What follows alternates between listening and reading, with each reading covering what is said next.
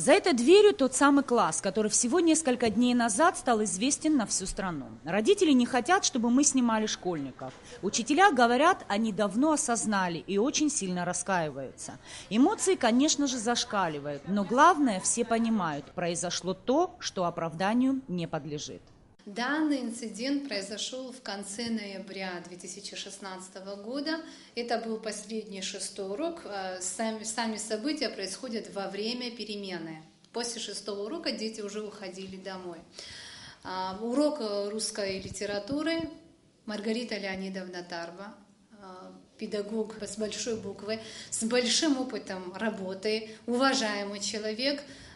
Вы видели поведение детей, которые ничем не оправданное, не сложно комментируемое и абсолютно оправданное общественное мнение, вызвавшее репортаж, который вы, видели. То, что мы своевременно не узнали о произошедшем в этой школе, не снимает ответственности с нас. В первую очередь за все происходящее в школе ответственность ложится на администрацию школы, на директора. В первую очередь мы не снимаем с себя этой ответственности. Здесь всегда царил порядок и дисциплина. Школьники шалят, собственно, как и везде, но до ЧП доходит редко. Но, как оказалось, эта история произошла давно, еще в конце прошлого года. И тогда классный руководитель своими силами ее разрешила.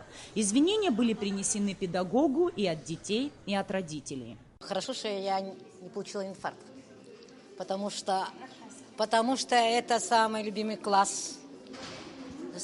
И грамотный класс, живой класс. Ну вы простили, ребята? Ну, конечно, это шалость, я считаю. Но, конечно, она, может быть, должна наказать, потому что во время перемены, когда что-то делают, они должны отвечать за порядок. Почему именно сейчас видео появилось в сети интернет и кому это понадобилось, выясняется. Ну а пока взрослые решают, какой будет дальнейшая судьба класса, считавшегося в этой школе лучшим. Соответствующие меры будут приняты.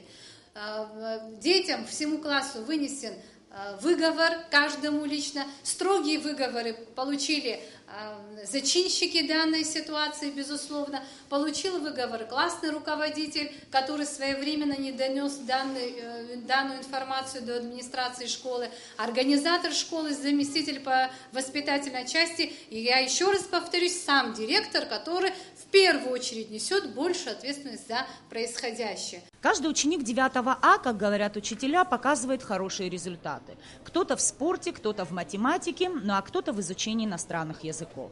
Теперь весь район во главе с управлением образования пытается понять, как такое могло произойти. Нис Фаршба, Беслан Джинджоли, Абхазское телевидение.